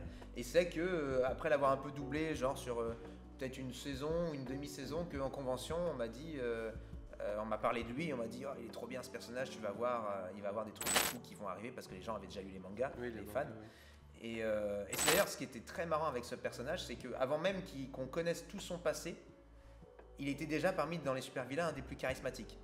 C'est-à-dire que moi, on est venu me voir déjà pour lui, mais dès le départ, alors qu'au final, j'avais dû faire 1 ou 2 épisodes avec lui, quoi. Donc vraiment, il dégageait vraiment un truc que les gens adoraient. Et non, je n'avais aucune idée de tout ce qui se passait derrière. Il y avait déjà des théories de plein de gens qui disaient que par rapport aux flammes, des machins, que ça se trouve, il était de la famille. Je veux pas, au cas où, je veux pas trop en dire plus, mais voilà. A priori, il y avait déjà des doutes. Mais moi, je ne savais rien du tout. Bah, du coup, je vais changer de personnage. Doubler Natsu. Ouais. Est-ce qu'un personnage aussi explosif et énergétique que lui a demandé une approche différente des autres ou pas du tout? Parce que de ce que tu m'as dit juste avant, c'était l'inverse même presque. Ouais, non, au contraire, c'était... en fait, quand j'ai envie de dire, il n'y a pas vraiment d'approche. C'est vraiment de l'instantané, on en parlait tout à l'heure. C'est que on a le personnage en face de nous, on regarde la scène et puis il faut qu'on joue la scène. Donc on se dit même pas est-ce que je vais le faire de cette manière ou de cette manière. En fait, on le joue. Et donc Natsu, effectivement, ce côté énergique, oui, ça c'est quelque chose que j'ai trouvé très facilement parce que j'ai cette énergie en moi et que en plus, il se trouve que parmi tous les comédiens de doublage qui font du doublage ne sont pas pareils, mais moi j'ai une culture Jap, quoi. Enfin, j'ai commencé quand j'étais petit, je suis la génération Club Dorothée. Pour moi, mes dessins animés, c'était les Chevaliers du Zodiaque, c'était Ken le Survivant, c'était Nicky Larson, c'était Dragon Ball, tout ça. Donc, et après, arrivé dans les années aussi de la fac, c'était là où il y avait eu le Big Three, c'était Naruto, One Piece et Bleach. Donc, j'avais déjà une grosse conscience et j'étais déjà très très fan des animés. Donc, j'en avais aussi vu beaucoup en japonais. Donc, j'avais déjà en moi les codes. Les cris, les machins comme ça, les cris de pouvoir, on va dire quand il commence à crier, et puis le côté un peu crescendo, ce genre de choses, c'est quelque chose qui était naturel chez moi et donc ça a été assez facile à retrouver quand j'ai eu la chance moi de doubler un héros de shonen qui était un de mes rêves c'était un de mes rêves quoi, de le faire. Et est-ce que du coup c'est difficile de jouer des personnages qui ont une grosse communauté ou qui sont très appréciés par la communauté d'un animé ou d'un manga? Est-ce que ça met un poids quand le personnage est déjà installé, que ce soit dans l'écrit, le manga, ou que l'animé est une grosse communauté et qu'on a introduit un nouveau personnage que tu dois jouer? Ah bah de ouf. Déjà Natsu, Fairy Tail quand on l'a doublé était déjà le deuxième ou le premier manga le plus vendu avec One Piece à l'époque. Et en animé, on était très très attendu au tournant. La VF, je me souviens d'ailleurs, les premiers retours de VF qu'on a eu, ça n'avait pas encore été diffusé, mais Kana a voulu faire un petit événement sur Facebook et il a diffusé un petit passage qu'on avait déjà doublé. Pas le passage le plus intéressant, en plus c'est un passage un peu idiot je trouve, où du coup en plus c'est dans les premiers épisodes donc j'ai pas encore bien le rôle. Et je me souviens qu'on s'est fait défoncer sur Facebook par les fans de la série, disaient la VF elle est dégueulasse, c'est nul, c'est horrible, pourquoi ils font ça, tout ça, enfin les critiques habituelles. Et moi là j'ai eu peur parce que je me suis dit ok là je suis en train de gâcher l'animé d'un truc et dans ces moments tu te dis putain ça fait chier.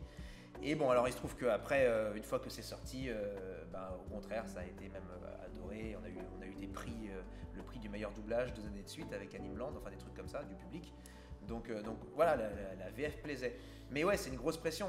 Dabi, j'avais une grosse pression parce que chaque fois que je voyais des gens en convention, ils disaient putain, là il y a un truc qui arrive avec Dabi, donc la fameuse révélation, puis ensuite le combat avec Shoto, tout ça. il me disait tu vas avoir du taf, ça va être trop bien. Et donc moi je me disais ok, vu comment eux ils kiffent, ça veut dire qu'il va falloir que moi derrière je réussisse à rendre ça aussi vivant. bien et à assurer quoi, si tu veux, ne pas trahir leur vision de la chose. Donc ouais, là j'avais une grosse pression. Qu'est-ce qu'il y a d'autre comme rôle qui est un peu comme ça?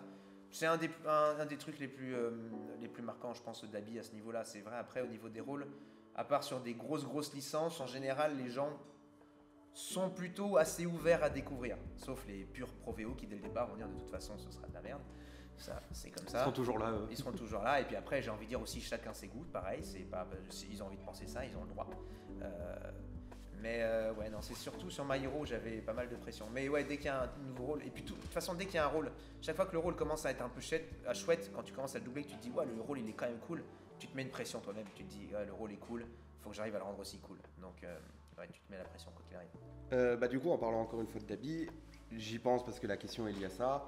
Est-ce qu'il y a un personnage qui sera ou qui a été très dur à laisser partir à cause de la fin d'une œuvre?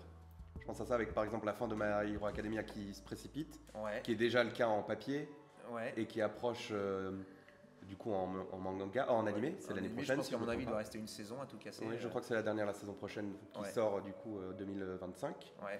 Et du coup, par exemple Dabi qui du coup va ne plus avoir de personnage, Ouais. vu que c'est la fin de l'animé. Est-ce qu'il y a des personnages comme ça où ça a été dur de les laisser partir? Est-ce qu'il y en a qui te font peur de les laisser partir ou tu sais que tu seras triste le jour où il faudra les laisser partir? Je sais que je serai triste pour tous mes persos, je suis triste quand ils partent. De toute façon, tous. Il y a aussi Toge dans Jujutsu Kaisen, pareil. Jujutsu Kaisen, on arrive dans la dernière partie, donc je sais que ça va se terminer. Alors mon Toge n'est pas celui qui parle le plus, mais il n'empêche que je l'aime bien quand même. Là, d'ailleurs, dans Jujutsu, j'avais un autre perso, c'était un méchant qui s'est fait éclater la gueule en 2 secondes et qui est disparu du jour, enfin en un instant. Et même si c'était un méchant, je l'aimais bien et tu vois, ça fait toujours un truc quoi quand ton perso il part. Donc qu'est-ce que j'appréhende un peu? Ouais, la fin de My Hero, j'appréhende aussi la fin de, je le disais, de Grey's Anatomy là, où je vais devoir dire au revoir à un comédien que j'aime beaucoup. Fairy Tail, j'espère que ça va continuer, mais jusqu'à quand on ne sait pas. Donc j'ai toujours un peu la peur que ça s'arrête aussi. Après, en même temps, est-ce que si ça continue 10 ans, est-ce que j'aurai toujours l'énergie dans 10 ans de doubler Natsu? Je ne sais pas. Parce que déjà que là, je commence à fatiguer à des moments plus que ça y était cas il y a 10 ans. Donc je ne sais pas. Mais ouais, c'est toujours une petite déchirure quand tu quittes un perso. En parlant de Natsu, comment vous avez réagi à l'annonce du retour de Fairy Tail? Alors j'étais super content. Alors je le savais, c'est-à-dire que dès qu'on a arrêté le doublage en 2019 de la première partie, enfin de Fairy Tail classique, la quête de 100 ans avait déjà commencé en manga, donc on était tous un peu à espérer qu'il y ait une adaptation. Il se trouve qu'il a fallu quand même attendre environ quasiment 2 ans avant qu'ils émettent l'idée qu'il y aurait une adaptation, donc là évidemment j'étais super content. Après ça a été le temps de est-ce que s'il y a une adaptation, est-ce qu'il y aura une version française, est-ce qu'ils vont reprendre la même équipe, et tout ça. Et donc ça a été gentil stress, plus de la certitude jusqu'à un mois avant qu'on commence à enregistrer, quoi. C'est jusqu'à il y a 2 mois, quoi, à peu près. Et pendant ce temps-là, j'avais tout le temps la question du à quand la VF de la quête. Alors d'abord, à quand la quête de 100 ans? Et quand la quête de 100 ans est sortie cet été, c'est à quand la VF de la quête de 100 ans? Parce qu'évidemment, ils ont attendu 6 mois avant de faire la VF. Alors que la version anglaise était déjà sortie aussi d'ailleurs, donc c'était bizarre, mais bon. Du coup, en parlant d'animé, est-ce que ce n'est pas dur de devoir réadapter le langage culturel, dans le sens où au Japon, il y a beaucoup des façons de parler, de faire qu'on n'a pas du tout en Occident. Est-ce que c'est pas dur de devoir repasser par-dessus pour mettre à la sauce française?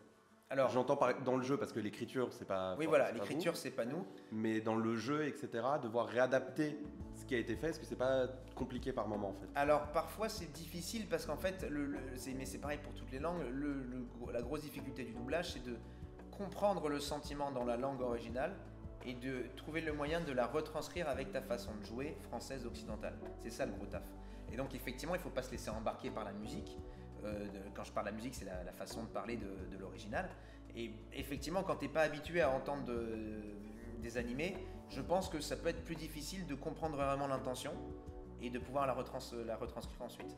Moi, il se trouve que, comme je l'ai dit, j'avais baigné là-dedans, donc j'avais à peu près les intentions et j'avais un bon mix j'arrivais à faire un bon mix entre à la fois un peu de façon de jouer japonaise et par rapport à l'énergie notamment et la version française. Après, vu que c'est un peu le truc des animés, c'est qu'on double une image. C'est-à-dire que cette image, elle a été doublée par les Japonais d'une façon, mais ça ne veut pas dire qu'on est obligé de faire la même façon telle qu'il l'a joué à l'image. À l'inverse de quand on double un comédien, je veux dire, qui existe, là tu es obligé de faire ce qu'a fait le comédien, parce qu'il a joué, il a proposé une façon de jouer. Quand tu as une image, que tu la doubles en français ou en japonais, chacun décide avec sa façon d'être et comment dire, on va dire, sa culture, comment il la joue. Après, il faut évidemment ne pas dénaturer l'œuvre et ce que ça raconte et ce que ça dit et le sentiment du personnage. Mais quelque part, on ne va pas faire un copier-coller de la version japonaise parce que ce serait ridicule, c'est pas... Alors après, chacun est différent. Moi, je sais que je pense que j'ai pas trop de problèmes à ce niveau-là pour le coup, finalement. Ok. Bah, c'était ma dernière question sur les voix cultes. D'accord. Donc il reste le théâtre, mais il reste Ok. encore un petit happening avant. Et il en restera un après. Si c'est toujours bon pour toi, évidemment. C'est toujours bon, il n'y a pas de souci. Bon, passons à l'avant-dernier happening. Ouais. Lequel vas-tu prendre? Question d'un proche. Ah, alors, c'est intéressant. Il est possible qu'on ait une vidéo de quelqu'un que tu connaisses. Avant. C'est question, mais c'est plus vidéo, dans le sens où... Même moi, je ne sais pas qui... Enfin, je sais qui, Ouais. mais je ne sais pas quoi. Tu sais pas ce qu'il a fait. Je ne sais pas ce qu'il a fait, je ou ne sais pas ce que qu'il cette elle ou personne elle. a mis dans la D'accord. vidéo, a dit. D'accord, très bien. Mais je sais qui c'est. Ok. Est-ce que tu as des idées? Je pense que... De mes proches, il faut que ce soit des proches qui connaissent un peu le doublage. Donc, j'imagine que ça peut être, il y a des chances, ça peut être soit Arthur, soit, ouais non, de mes proches, il y a surtout Arthur quoi dans le doublage que je connais. Il y a Johan un petit peu aussi. Le trio. Voilà, les Aya, mais sinon, ouais. Donc je Donc, ça parierais serait pas mal sûrement sur des Arthur. Sur Arthur, du coup. Ouais. Allez. Salut Natsu. Alors, oui, je suis une admiratrice. Qu'est-ce qu'il nous a Pas forcément secret, oui, tu me connais. Tu me connais même très bien. Oui. Est-ce que tu as deviné qui je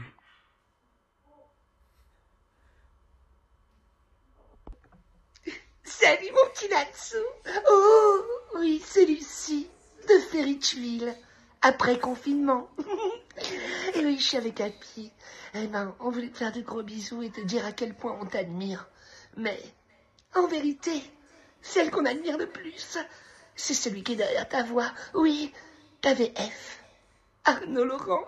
Oh, Arnaud, avec son sourire ravageur, oh, sa coupe de hérisson mal coiffée. Oh, waouh, j'ai trop envie de pécho. Oh oui, avec ta veste d'aviateur. Tout ça pour te dire que je t'aime. Oui, moi, Lucie de Ferrytuile, après confinement. Allez, bisous, je t'aime. Bon, alors il n'y avait pas de question du tout, mais, Il y avait pas de question. la prestation est magnifique. Elle est de plus en plus belle cette Lucie. Mais c'est Est-ce que tu as un mot à passer à Lucie? Lucie, écoute, mon cœur est à prendre. Rappelle-moi, on en parlera tous les deux. Je suis très touché en tout cas. Beaucoup d'émotions. De plus en plus belle en plus, hein, vraiment. De plus en plus de budget. De plus en plus. Oui. La perruque s'améliore à chaque fois.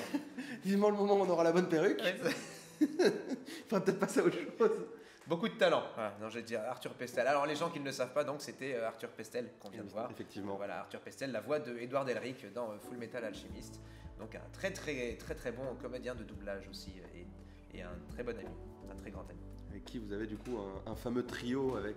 Exactement, avec Johan Johan, Sauver, si je me Johan trompe pas. Sauver, exactement. Ouais. Eh ben parfait. J'ai encore l'image en tête. Ah ouais, hein, ça reste. Hein. Ça, reste. Moi, Ça fait longtemps qu'il te fait le coup? Ouais, il en a fait quelques-unes comme ça. Ouais, vraiment. Il y a l'habitude, il y a Ferrytuile, après confinement, il y a des choses qui se rajoutent à chaque Et fois. encore, il a pas dit Nastrou. En général, il dit Nastrou de Ferrytuile. Ça marche bien aussi. Ça marche bien aussi. Je vais passer du coup à la dernière catégorie de questions qui concerne du coup le théâtre. Ouais, Est-ce que pour toi, ça te va? ça me va très Tu n'as bien. rien à dire? Non. Et ben alors, quelle est la pièce que tu as le plus jouée? Est-ce que tu te souviens de quelle pièce c'est? Maintenant, je pense que ça doit être Dîner de famille, celle que je joue actuellement, parce que je l'ai joué, j'ai commencé à la jouer en 2018. Alors pendant longtemps, je jouais quand les autres comédiens ne pouvaient pas, parce qu'on est plusieurs comédiens sur le rôle. Il y a 2 comédiens qui font genre 2 semaines, parce que c'est une pièce qui joue tous les jours quasiment, du mardi au dimanche ou du mercredi au dimanche, toutes les semaines depuis 4 ans. Donc il y avait 2 comédiens qui faisaient le rôle, 2 semaines. Et moi, je remplaçais quand il y en a qui ne pouvaient pas. Et là, depuis ce début d'année-là, depuis janvier, j'ai repris un de ces 2 rôles-là. Et donc je suis moi-même un comédien qui joue 15 jours par mois, tous les mois. Et donc, au final, je pense que Dîner de famille doit faire partie de ceux que j'ai le plus joué. J'ai beaucoup joué. Qu'est-ce qu'on a beaucoup joué aussi? Ah, on a beaucoup joué une pièce qui s'appelait Un Maccabée dans la baignoire aussi. Voilà, il y a quelques années, je crois que c'est celle qu'on a le plus joué aussi. Parmi les autres, parmi toutes celles que j'ai jouées. Parce que j'en ai quand même joué une bonne dizaine. Donc voilà, je pense que c'est Dîner de famille. Ok. Moi j'ai vu aussi que tu avais joué quelque chose qui s'appelait la raclette. Oui, tout à fait. Comment t'en es venu à intégrer cette pièce? Une pièce où tu joues de la raclette. Et tu parles de raclette. Et vous parle. Alors, c'est une soirée en fait où à la base, c'est des amis qui se retrouvent pour faire une raclette, effectivement. Après, les choses ne se passent pas forcément comme c'était prévu. Comme souvent au théâtre. Comme souvent au théâtre. Comment j'ai intégré la raclette? Alors, en fait, la raclette. À l'époque où je suis sorti du conservatoire, j'ai intégré, quand je disais qu'on rencontrait au fur et à mesure, j'ai intégré une espèce de petite comédie musicale de par une personne qui était au conservatoire avec moi, qui s'appelait Maison Close. Alors je faisais une prostituée, voilà. Bon, je sais bien de commencer à jouer en tant que prostituée, c'est sympa, j'étais en poum-poum short. Certains ont des photos, je les partagerai peut-être un jour. T'aurais aimé qu'il n'en ait pas? Non, moi honnêtement, mais c'est ce que je disais, il faut pas avoir peur du ridicule. Moi j'adore tout jouer, donc je m'éclatais beaucoup, je m'amusais beaucoup. Et le rôle était très chouette, et donc c'était un peu chanté aussi. Et quand j'ai commencé à jouer cette comédie musicale, il y avait une des comédiennes qui connaissait une photographe qui s'appelait Léa Marciano, que j'ai rencontrée donc la fois où j'ai joué cette pièce. Et il se trouve qu'après, avec Léa, nous sommes mis ensemble et nous sommes restés 13 ans ensemble. Et Léa, qui venait de l'ESRA aussi, qui avait fait l'ESRA, c'est vite, a commencé un peu plus ensuite à s'intéresser. C'est avec elle aussi que je fais pas mal de courts-métrages. Quand je dis que je fais des courts-métrages, c'était avec elle. Et elle s'est intéressée au spectacle vivant et elle a commencé à écrire des pièces et à en mettre en scène. Ensuite, au cours des années, on a rencontré une autre personne qui s'appelle Thibaut Marchand, qui est aussi un des auteurs de La Raclette, donc avec Léa Marciano. Et tous les deux, ils ont commencé à créer beaucoup de pièces. Il se trouve que la plupart du temps, comme moi j'étais dans le coin et que ils aimaient bien mon jeu et qu'on s'entendait très bien, et quand il y avait besoin un nouveau rôle, une nouvelle pièce, souvent ils me faisaient passer au moins un petit casting pour être sûr que ça pouvait aller, et souvent j'intégrais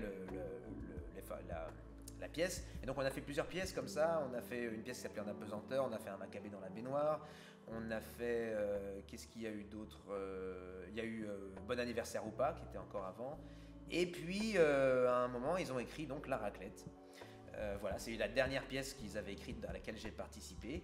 Ça c'était en 2018 et on l'a présenté la première fois je crois en 2018 ou en 2019, et puis après on l'a pas mal joué à Paris.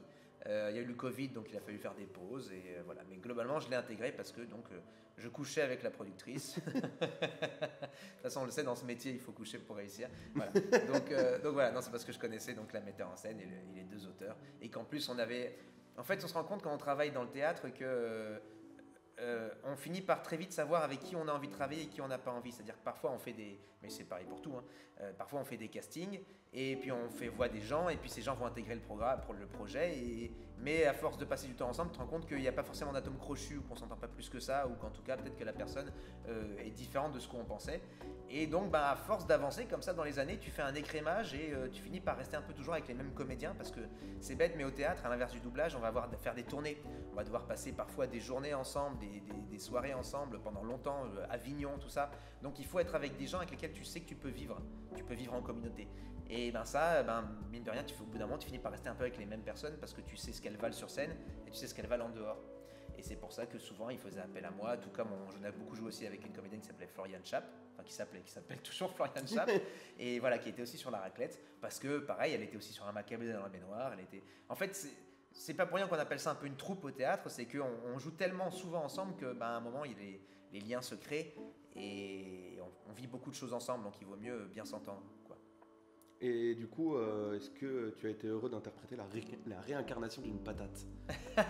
Parce que tu es quand même dessiné en tant que patate, du coup. Nous sommes dessinés en tant que patate. Alors, dans l'histoire en elle-même, nous ne sommes pas la réincarnation de patate. Ça aurait pu, hein, pourquoi pas, c'est un sujet intéressant. Et non, mais moi, je l'adore. En plus, la petite patate qui me représente, elle est très mignonne.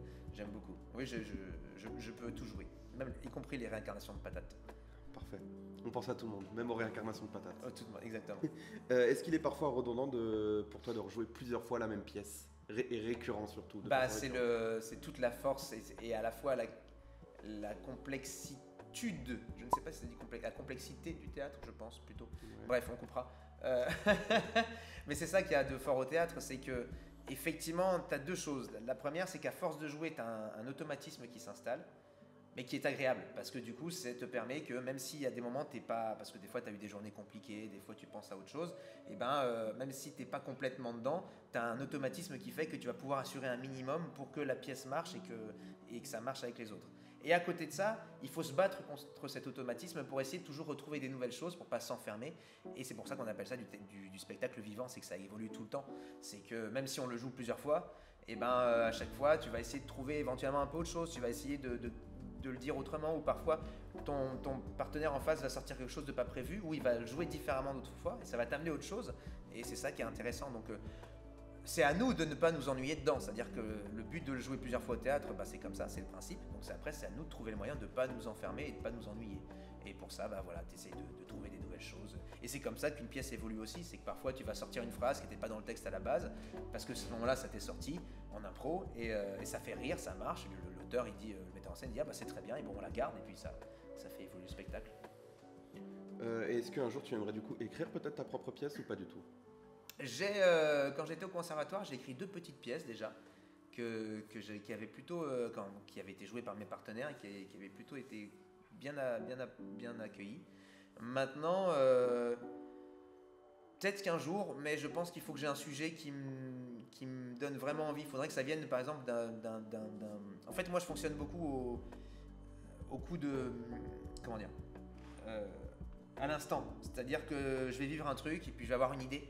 Et me dire, ok, il faut que je l'écrive, soit machin, et puis je peux créer quelque chose. Souvent, les sketchs que je partage sur Insta ou autre, c'est parce que j'étais dans ma voiture, et puis j'imagine un truc, je fais, ça pourrait être drôle, et puis je me dis, et puis je cherche comment le faire, et puis je fais ensuite la vidéo. Donc, par exemple, si on venait me voir en me disant, il faudrait que tu écrives une pièce, je sais pas si j'y arriverais, parce qu'on m'oblige à faire quelque chose. Alors que je peux très bien me balader et voir un personnage, une personne, un truc, une situation, et me dire, ça pourrait être drôle, ça pourrait être un bon point de début. Donc, pourquoi pas, écrire une pièce, un de ces 4. Ou même j'avais écrit un one man, parce que j'ai fait un one man show aussi, donc j'avais écrit tout un one man quand même que j'avais beaucoup aimé jouer, donc peut-être pourquoi pas une pièce, on sait pas. Est-ce qu'il y a une pièce en particulier dans toutes celles qui existent, en tout cas dans toutes celles que tu connais, que tu aurais aimé interpréter? Le Père Noël est une ordure. Il est venu très vite celui-là. Très vite, c'est parce que ça fait partie des premières pièces que j'ai vues, et parce que c'est une de mes pièces cultes, je connais toutes les répliques par cœur, mais justement à la fois j'aurais rêvé jouer dedans et en même temps je ne pourrais pas jouer dedans maintenant parce que pour moi ce qui a été fait avant est tellement ancré dans l'esprit de tout le monde que c'est très casse-gueule de repasser derrière. Il y a des troupes parfois qui le remettent, qui le réinterprètent, voilà, qui le remettent en scène et c'est compliqué je pense. Les gens ont tellement la musique de la façon de jouer des autres que... Moi j'ai vu une fois une réinterprétation comme ça et j'ai pas accroché du tout parce que pour moi c'était pas ça, c'était ma version que j'avais, c'était ce que j'avais retenu dans ma tête, c'était la version du Splendide. Donc le Père Noël est une ordure est une pièce que j'aurais adoré jouer, que je trouve incroyable au niveau de tout, au niveau des répliques, au niveau de l'histoire, au niveau des persos. C'est une référence, une vraie référence et pas que pour moi, pour ceux aussi qui ont écrit la raclette justement et tout ça, ça fait partie de leur référence. Est-ce qu'il y a une pièce qui t'a demandé particulièrement d'efforts comparé aux autres ou pas du tout? Pas spécialement en tout cas. La pièce qu'on a fait qui s'appelle En apesanteur était un peu plus compliquée que les autres. Alors on a fait aussi des comédies musicales, donc dans ces moments-là il y a plus de boulot parce qu'il faut aussi travailler les chorégraphies plus les chansons. Donc ça fait plus de choses à apprendre que le jeu. Mais sinon d'un point de vue personnel, celle qui m'a demandé le plus de boulot on va dire c'était En apesanteur parce qu'il a fallu un moment on refaisait la chorégraphie de Dirty Dancing, donc il a fallu travailler et apprendre ça. Je fais aussi une partie du monologue de Cyrano, et mine de rien, on n'est que 3 sur scène et tout le temps présent sur scène pendant 1 heure, 1h20 même. Donc c'est une des pièces et à la fois en même temps une de celles que je préfère parce qu'elle m'a fait bosser beaucoup de choses. Donc qui m'a demandé le plus, je pense que c'est celle-ci. Ok. J'aurais une question plus spontanée comme ça, c'est... Quand le film Le Comte de Monte Cristo est sorti au cinéma, il y a eu beaucoup de troupes qui, au même moment ou à peu près dans la même période, l'ont aussi réinterprété au théâtre. C'était mon cas, j'ai d'ailleurs vu la pièce avant de voir le film. D'accord. Et je voulais savoir, est-ce que tu as vu une des pièces du Comte de Monte Cristo, que ça soit là ou dans le passé, une autre fois? Non, j'ai jamais vu aucune adaptation. La première fois que j'ai vu et que j'ai vraiment compris, j'avais pas lu le bouquin, donc moi j'ai découvert le Comte de Monte Cristo avec le film de Pierre Niney. Ouais, exactement. Non, j'ai jamais vu aucune adaptation, mais je Je serais curieux d'en voir pour voir ce que ça donne au théâtre. Ouais. Moi j'ai beaucoup aimé en tout cas au théâtre. Ouais, J'ai ça me- plus aimé au théâtre qu'en film. C'est vrai? Ouais, ouais. D'accord. Étonnamment, je suis pas fan de ce qu'ils ont fait dans le film, par exemple la fin. Ouais, La fin est totalement différente dans le film et dans la pièce, en tout cas que moi j'ai vu. d'accord. Parce que je suppose que le livre est tellement, l'histoire est tellement grande qu'ils adaptent pas tout, Ouais. comme l'un dans l'autre.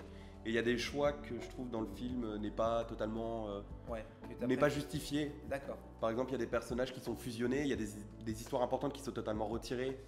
Ok. Donc j'avoue que j'ai pris plus de plaisir devant la pièce. Donc, Et la pièce devait être longue du coup, j'imagine, non? la pièce faisait 1h et 1h30 et 1h. Ouais, voilà. Elle était un peu j'imagine, plus longue, elle faisait 2h30. Oui. Ouais, c'est des Il y avait une grandes pièces. entracte au milieu.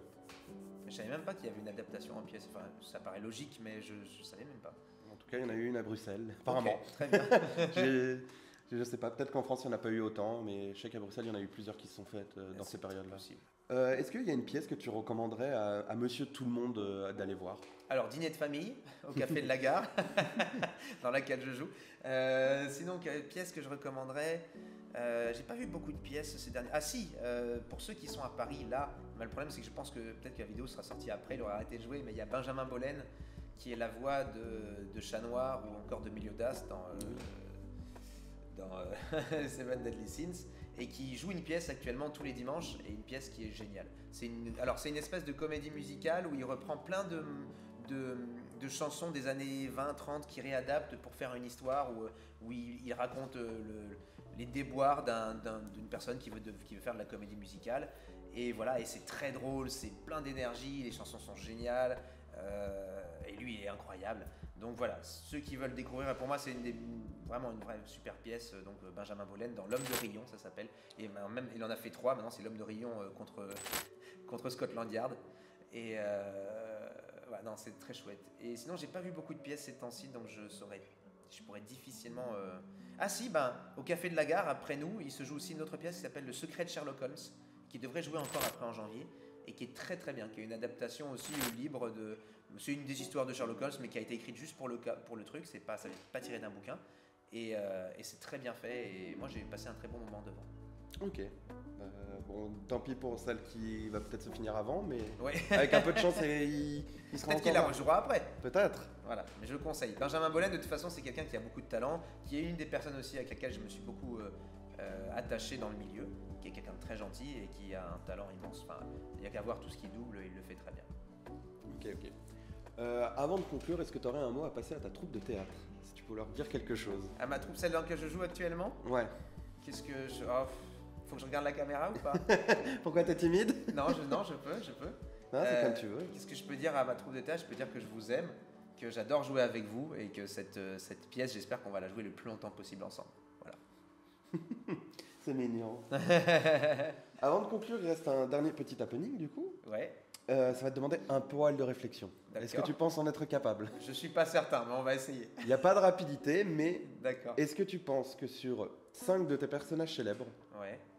ceux que tu veux, même pas forcément les plus connus, tu peux prendre des personnages un peu plus hasardeux, est-ce que tu penses que tu arriverais à sortir une anecdote ou un fait sur chacun? Sur 5 personnages Sur 5 personnages, une anecdote par personnage.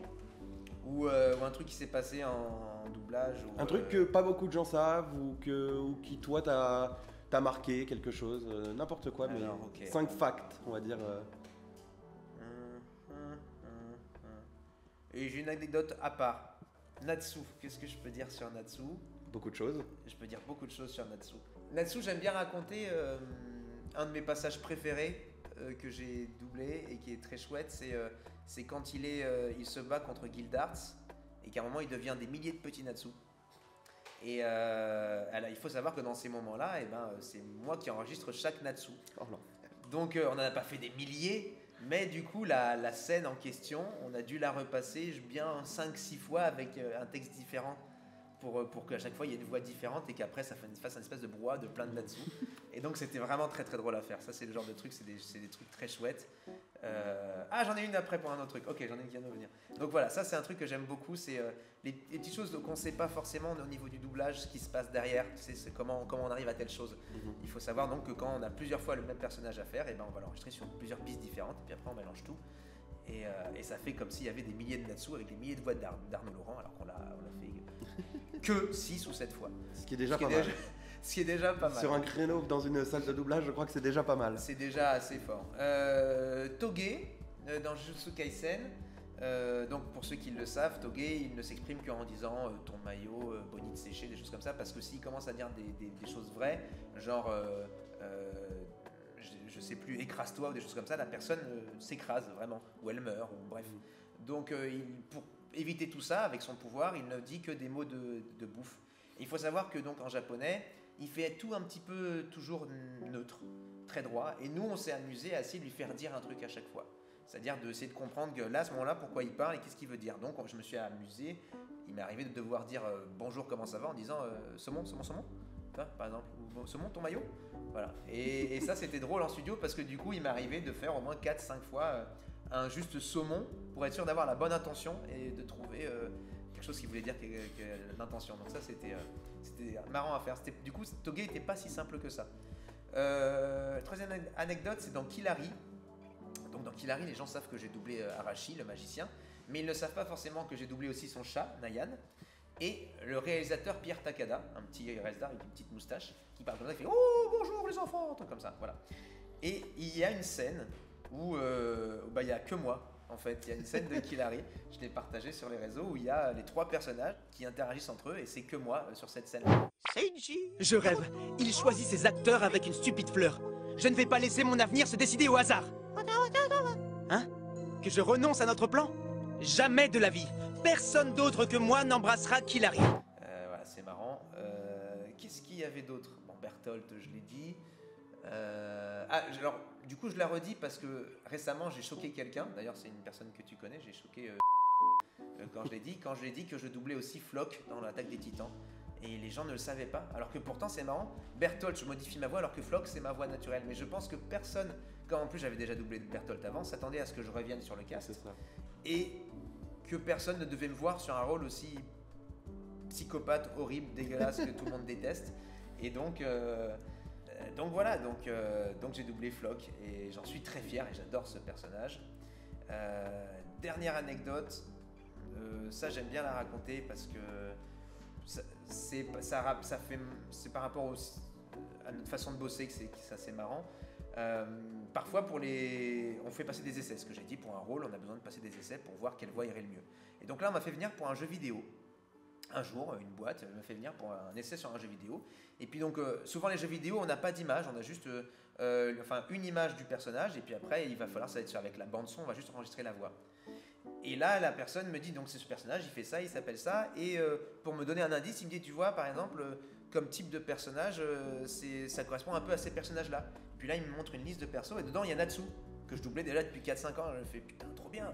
Moi dans ma tête je me dis attends le gars il doit ressembler à Natsu, il a la même énergie, ça fait partie des références qu'a donné le client, c'est cool quoi.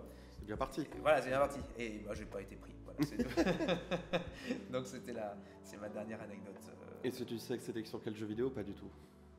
Je crois que c'était sur un Final Fantasy, mais genre un DLC ou un petit truc. Un petit ouais, je crois, il me semble. Mais c'était il y a longtemps, c'était il y a genre 6 ans, donc je me souviens plus quoi. On arrive au terme de cette interview, mais avant ça, j'ai une dernière petite surprise. D'accord. Pour cette interview, j'ai reçu de l'aide d'un petit magasin au Luxembourg, qu'on connaît du coup très bien avec le caméraman juste ici, qui s'appelle Le Réservoir. D'accord. Le Réservoir, c'est une boutique pop culture, etc., qui vend des mangas, des figurines, etc. Et l'un d'eux a eu la gentillesse de, on va dire, sponsoriser cette interview, Ouais. mais pas contre une rémunération, contre un petit cadeau pour toi. Oh, c'est trop. Donc je vais aller te le chercher. C'est vrai, j'ai un cadeau. T'as un petit cadeau. C'est trop fou. Je suis trop content d'avoir un cadeau, je m'attendais pas. Ils l'avaient plus en stock et ils l'ont recommandé pour toi. En plus, j'ai vu quelqu'un l'a partagé récemment Oui, alors sur Insta. oui, je l'ai vu en story du coup quand tu l'as posté et j'étais en mode alors oh là. Voilà, j'ai eu un peu peur pendant quelques secondes quand je t'ai vu en story puis j'ai vu que c'était un repost. Parce que ouais, c'est récent maintenant qu'ils fassent des versions d'Abby, mais en version du coup Toya Todoroshi. C'est ça, et quoi. elle vient de l'arc Evil Villain qui est Ouais. juste avant l'avant-dernière saison. C'est ça. Donc elle est encore assez récente. Ouais, trop bien. Mais c'est Merci beaucoup.